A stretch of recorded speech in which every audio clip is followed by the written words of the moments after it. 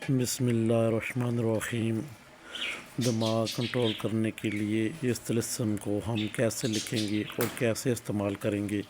انشاءاللہ یہ بہت ہی زبردست قسم کا طلسم ہے جو کہ کسی کے دماغ کو کنٹرول کرنے کے لیے، یعنی اپنی بات منوانے کے لیے طلسم آپ کی آنکھوں کے سامنے ہے۔ جیسے آپ نے چاہے اعداد پہلے لکھیں چاہے حروف پہلے لکھیں، لکھنے کے بعد جہاں لکھا ہے مقصد تحریر کریں، یہاں پہ اپنی مقصد لکھنا ہے، یہاں پہ مقصد لکھنا ہے، نام نہیں لکھنے۔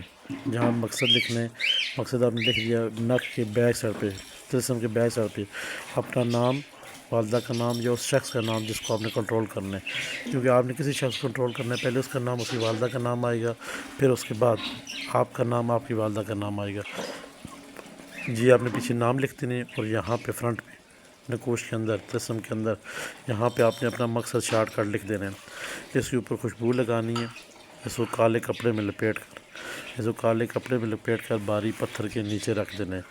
اللہ کے حکم سے جس شخص کا آپ نے نام لکھا ہے، جو کہ آپ کنٹرول کرنا چاہتے ہیں دماغ میں، اور جو چیز آپ اس سے منوانا چاہتے ہیں، میرے رب نے چاہا تو ایک دن کے اندر جو آپ نے یہاں پہ مقصد لکھا ہوگا وہ پورا ہوتا ہوا آپ کو انشاءاللہ دکھائی دے گا انشاءاللہ۔ یہ بہت ہی نایاب اور زبردست قسم کا طلسم ہے جو کہ کسی کے دماغ کو کنٹرول کرنا، وش کرنا، قابو میں کرنا، یہ وہ طلسم ہے۔ انشاءاللہ آپ کریں، آپ کو ہماری طرف سے اجازت ہے، 100% آپ کو فائدہ ہوگا۔ خدا حافظ۔